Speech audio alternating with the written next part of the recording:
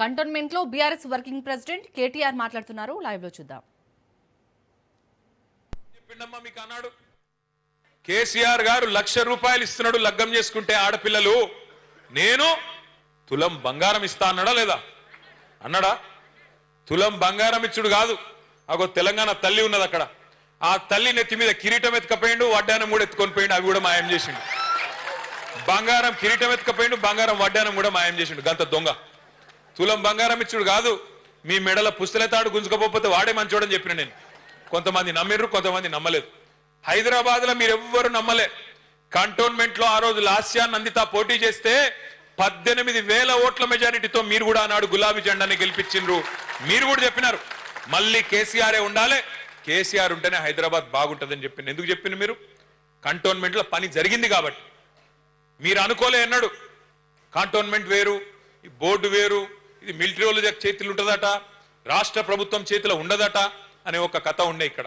కానీ కేసీఆర్ గారు మీ కోరిక మేరకు, ఆ రోజు సాయన్న గారు ఎమ్మెల్యేగా ఉండే, వారి కోరిక మేరకు ఒకటే ఒక్క మాట మీదకెళ్ళి హైదరాబాద్ అంతా ఎట్లయితే మీరు 20,000 లీటర్లు ఉచితంగా ఇస్తున్నారో మాకు కూడా ఇయ్యాలే అని ఒక్క మాట అడిగితే, ఆ ఒక్క మాట మీదకెళ్ళి ఆ రోజు కేసీఆర్ గారు నిర్ణయం తీసుకొని కంటోన్మెంట్ లో 20,000 లీటర్లు ఉచితంగా ఇచ్చిన వాట వాస్తవం కాబట్టి మనం గెలిచినాం. ఆ రోజు రూపాయికే నల్లా కనెక్షన్ ఇచ్చుకున్నాం. ఆ రోజు ఒకటి కాదు, రెండు కాదు, ఎన్ని పనులు చేసినాం. మీ మిలిటరీ వాళ్ళు సతాయిస్తుంటే, మాటి మాటికి రోడ్లు బంద్ చేస్తుంటే నేను తిరిగిన ఉత్తరాలు పట్టుకొని ఆ కేంద్ర మంత్రుల చుట్టూ, రక్షణ మంత్రులు, సార్ ఇట్లా మీరు రోడ్లు బంద్ చేస్తే హైదరాబాద్ లో ఆగమాగం అవుతుంది, మా కంటోన్మెంట్ లో ప్రజలు ఆగమాగం అవుతారు, ఇష్టానుసారంగా అడ్డగోలుగా రోడ్లు బంద్ చేయొద్దు మీరు అని డిమాండ్ చేసినాం. మనం ఆఖరికి ఈడికెళ్ళి మన జుబ్లీ బస్ స్టాండ్కి వెళ్ళి అటు షామీర్పేటకు పోయేందుకు మనం పెద్ద ఫ్లైఓవర్ కడతామంటే జాగా ఇయ్యలే చాలా కాలం. 5 కేంద్ర మంత్రులను కలిసినాం, బతిమిలాడినాం. ఆఖరికి 2023 సంవత్సరంలో మనం మొత్తం పనంతా చేసినాక ఆఖరికి మన ప్రభుత్వం దిగిపోయినాక కాగితం వచ్చింది. ఏదో 100 ఎకరాలు ఇచ్చే కాగితం అప్పుడు వచ్చింది. కానీ మనం బాధపడలే, ప్రజలకు మంచి జరిగితే చాలు అనుకున్నాం తప్ప ఎన్నడూ వేరే తిరిగి ఆలోచించలే. అట్లాగే మీకు యాదికుండాలి, గతంలో బోర్డు ఎన్నికలు పెడతారని అప్పట్లో 2023లో ఒక వార్త వచ్చింది. బోర్డు ఎన్నికలు పెడతారు అని వార్త వస్తే ఆ రోజు కేంద్ర రక్షణ మంత్రి రాజ్నాథ్ సింగ్ గారికి నేను ప్రత్యేకంగా కలిసి ఉత్తరం ఇచ్చిన. సార్, ఈ కంటోన్మెంట్ లో, మా సికింద్రాబాద్ కంటోన్మెంట్ లో దాదాపు 35,000 మంది ఓటర్లు ఉన్నారు. వాళ్ళంతా డిఫెన్స్ ల్యాండ్స్ లో తెలిసో తెలియకనో ఇండ్లు కట్టుకున్నారు. వాళ్ళకు కూడా దయచేసి ఓటు హక్కు ఇవ్వండి అని చెప్పి ప్రత్యేకంగా వారి కోసం కూడా 35,000 మంది ఓటర్ల కోసం కంటోన్మెంట్ లో కొట్లాడిన పార్టీ మన గులాబీ దండు. ఇవాళ ఎందుకు ఎస్ఐఆర్ కింద ప్రాముఖ్యత? ఎందుకు ఎస్ఐఆర్ అంటే ఏంది, దాని గురించి మనం ఎందుకు ఆలోచన చేయాలి అంటే, ఆ 35,000 మంది ఓటర్లు ఎవరైతే డిఫెన్స్ ల్యాండ్స్ లో ఉన్నారో, ఎవరైతే డిఫెన్స్ భూముల్లో తెలుసో తెలియకనో ఇల్లు కట్టుకున్నారో, గుడిసెలేసుకున్నారో, వాళ్ళందరికీ రేపు ఓటు హక్కు కల్పించాలంటే ఆ బాధ్యత మీ మీదనే ఉంటది, బూత్ లెవెల్ ఏజెంట్ల మీదే ఉంటది. యుద్ధం చేయాలి అవసరమైతే. యుద్ధం అంటే కత్తులు కట్టర్లతో కాదు, యుద్ధం అంటే కత్తులు తీసుకొని పొడుచుకుని కాదు నేను చెప్పేది. యుద్ధం అంటే ఆర్గ్యూ చేయాలి, హక్కు కోసం కొట్లాడాలి, కోర్టుకు పోవాలి, అవసరమైతే నిలదీయాలి ప్రభుత్వాలను. వాళ్ళు మా వాళ్ళు కాదా, వాళ్ళు భారతదేశ పౌరులు కాదా, వాళ్ళ కాడ పాస్పోర్ట్ లేదా, వాళ్ళ కాడ రేషన్ కార్డు లేదా, మరి ఓటు హక్కు ఎట్లీ మీరు అని యుద్ధం అట్లా చేయాలి. ఆ పని చేయాల్సిందే ఈ ఎస్ఐఆర్ కార్యక్రమంలో చేయాల్సి ఉంటుంది. అట్లాగే చాలా పనులు చేసుకున్నాం కంటోన్మెంట్ లో. తమ్ముడు చెప్పినట్టు క్రిషాంక్ డబుల్ బెడ్రూమ్ ఇల్లు కట్టుకున్నాం, మల్టీపర్పస్ ఫంక్షన్ హాల్ కట్టుకున్నాం. హైదరాబాద్ లో కరెంటు, మంచినీళ్లు ప్రజలు కోరుకునేటి గివే కదా. మోరీలు మంచిగా చేయాలి, పిల్లల కోసం సౌలత్ చేయాలి, ఈ పనులు చేసినాం. అందుకే మళ్ళీ గెలిపించింది. కానీ హైదరాబాద్ మొత్తం మనమే గెలిచినాం. ఇక్కడ ఒక్క సీటు కూడా కాంగ్రెస్ కు రాలే 2023లో. కానీ ఊర్లలో నమ్మిండ్రు, అన్ని గివే దొంగ మాటలు చెప్తే నమ్మిండ్రు. ఇలా రైతు డిస్కమ్ అని అబద్ధాలు చెప్తున్నాడు కదా రేవంత్ రెడ్డి. అట్లాగే ఆ రోజు రైతుల గురించి 1 కాదు 2 కాదు 34 హామీలు ఇచ్చిండు. స్వయంగా రాహుల్ గాంధీని పట్టుకొచ్చిండు వరంగల్కు. పట్టుకొచ్చి కేసీఆర్ 10,000 ఇస్తే నేను 15,000 ఇస్తా ఎకరానికి. కేసీఆర్ గారు ₹1,00,000 రుణం మాఫీ చేస్తే నేను 2 లక్షలు చేస్తా. కేసీఆర్ 24 గంటల కరెంట్ ఇస్తే నేను 48 గంటలు ఇస్తా అని నమ్మబలికి రైతు డిక్లరేషన్ అని పెట్టి 34 హామీలు ఇచ్చి, ఎస్సీ ఎస్టీ డిక్లరేషన్ అని సపరేట్ గా పెట్టి, బీసీ డిక్లరేషన్ అని ఇంకో దిక్కు పెట్టి, యువజన డిక్లరేషన్ ఇంకో దిక్కు పెట్టి, మైనారిటీ డిక్లరేషన్ ఇంకో దిక్కు పెట్టి, మహిళా డిక్లరేషన్ ఇంకో దిక్కు పెట్టి మొత్తం చాటభారతం అంతా రాసిండ్రు వాళ్ళ మేనిఫెస్టో. అందులో ఎన్ని రాసిండ్రు హామీలు? 420 హామీలు ఇచ్చిండ్రు. ఒకటి కాదు, రెండు కాదు, 420 హామీలు ఇచ్చిండ్రు. 420 వాదా కరే ఆప్సే. ఈ 420 మాటలు నమ్మి ఆ దొంగ కాంగ్రెస్ కు కొంతమంది ఓట్లేసారు. ఓట్లేసి ఏమైంది? దేశమంతా వదిలించుకున్నారు కాంగ్రెస్ అనే దరిద్రాన్ని. ఒక మన దగ్గర ఆయన తెచ్చి నెత్తి మీద పెట్టుకున్నట్టు అయింది.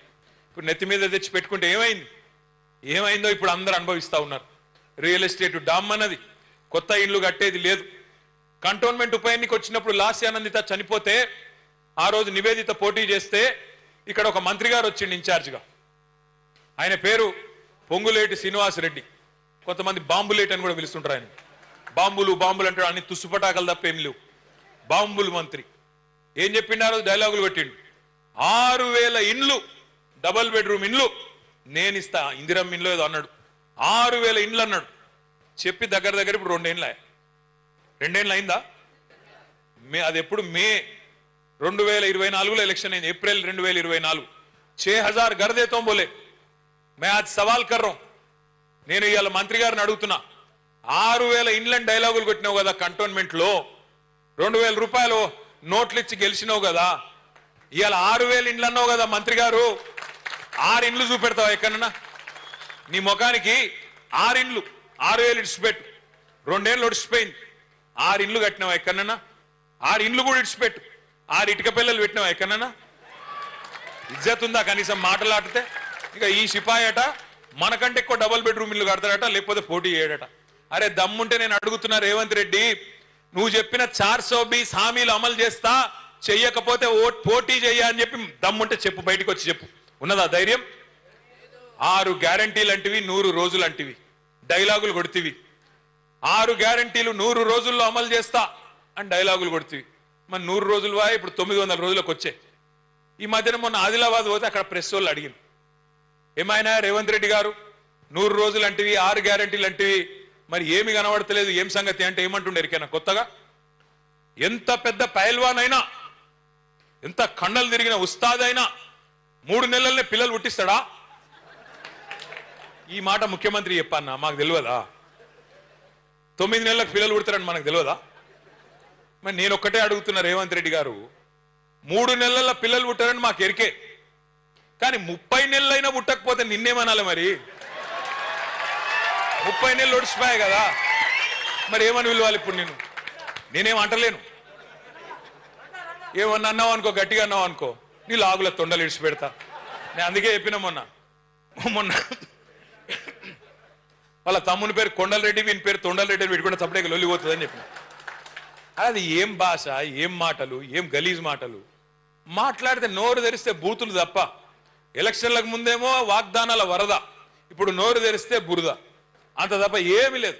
ఒక్కటంటే ఒక్క మంచి మాట తెల్లారు లేస్తే ఎక్కడ మాట్లాడినా, ఆఖరికి పిల్లగాన్ల ప్రోగ్రాంకి పోయిన మొన్నెక్కడో ఎదురుగా స్కూల్ పిల్లలు ఉన్నారు, వాళ్ళ ముంగట ఏం మాట్లాడాలనో కూడా తెలియదా నీకు? కనీసం ఎదురుగా ఆడపిల్లలు కూర్చుంటే ఏం మాట్లాడానో తెలియదు, స్కూల్ పిల్లలు కూర్చుంటే ఏం మాట్లాడానో తెలియదు. ఏడవైనా ఒకటే లొల్లి, పేగులు తీసుకుంటా, మెడలేస్తా, గుడ్లు వీక్తా, గోటీలాడతా, లాగుల తొండలు ఇడిచిపెడతా, నేను చెప్పులు ఎత్తుకపోతా అనుకుంటున్నారు ఢిల్లీలో. ఇవే మాటలు, లఫుట్ మాటలు తప్ప ఒక్క మంచి పని ఇది నేను చేసిన.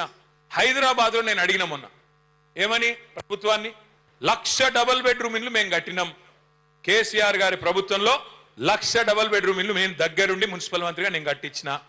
నేను అడిగిన, నువ్వు 2.5 ఏళ్ళు అయిపోయిందంటే 50% టైం అయిపోయింది నీది, ఒక్క ఇల్లు కట్టినవా? ఇందిరమ్మ ఇల్లు కడితే నేను రాజీనామా చేస్తా అని చెప్పిన. ఒక్కొక్కడు లేచి ఎగిరెగిరి పడుతురు, గింతున్నోడు కూడా. ఒక ఇల్లు చూపెట్టురు రాయి అంటే అది శాత కాదు. నేను ఏమడిగిన, నేను ఒక ఇల్లు కట్టినరా, కానీ ఎన్ని వేల ఇల్లు కూడా కొట్టినరు మీరు? హైడ్రా పేరు మీద ఎంతమంది గరీబుల కొంపలు ఉచ్చుకున్నారు, అది ఎందుకు చెప్పరు అంటే ఎగిరెగిరి పడుతున్నారు ఒక్కొక్కరు. నేను అడుగుతా ఉన్నా మిమ్మల్ని అందరినీ, కేసీఆర్ గారు ఉన్నప్పుడు హైదరాబాద్ మహానగరంలో 1 కాదు 2 కాదు 2.5 లక్షల మంది పేదలకు జీవో నంబర్ 58 కింద 59 కింద గరీబులకు పట్టాలు ఇచ్చినాం. తెలుసో తెలియకో గవర్నమెంట్ జాగాలో ఇల్లు కట్టుకుంటే 2.5 లక్షల మందికి పట్టాలు ఇచ్చిండు కేసీఆర్. నీ ముఖానికి నువ్వు ఒక్కలకి ఇచ్చినావా పట్టా? ఒక్క పట్టా ఇచ్చినవా? ఒక్క